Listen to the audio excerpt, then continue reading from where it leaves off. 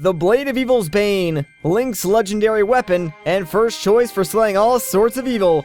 I'm of course talking about the Master Sword, but have you ever wondered why we call it that? What's up everybody, once again my name is Matt, and today I'm here to answer that question.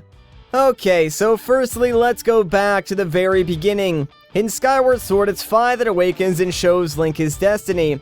It was her job to make sure the hero Link fulfills the prophecies, and yes, that is plural, but that's for another theory. Regardless, Link follows Fi into the goddess statue, and that's where Link gets the goddess sword. Now at this point, for all intensive purposes, Link actually has the Master Sword in his hands. The only difference is that it has yet to be infused with the sacred flames. However, this sword is still technically the Master Sword.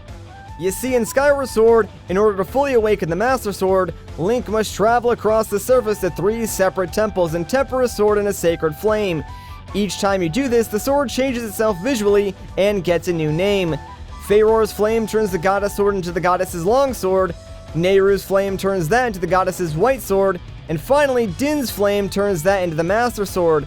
But never once in the game does Link actually pick up a new sword. In most other Zelda games, the Master Sword is always completely different and usually inside a pedestal, waiting for the hero to retrieve it. Now, the argument could be made that if the Master Sword is just the goddess sword, why does Fi call the blade by that name right after it being tempered by Din's flame?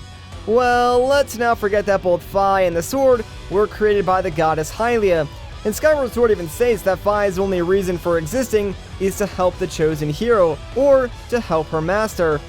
Fi was the sword's creation, and it doesn't seem illogical for Fi to automatically associate that sword with her master, as that's her primary function. Despite not knowing who or when that hero might come along, it doesn't matter. She would still refer to him as Master. You see, I am proposing the idea that the Master Sword is just a nickname that was passed down in the legends. As we all know, each Zelda game is basically a retelling of some historic event, with Skyward Sword currently being the earliest in the timeline.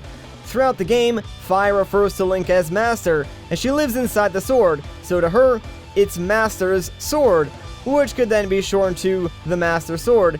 It's a clever little detail, and I don't think it's a coincidence that Nintendo chose the word Master as the primary way that Fi would refer to Link.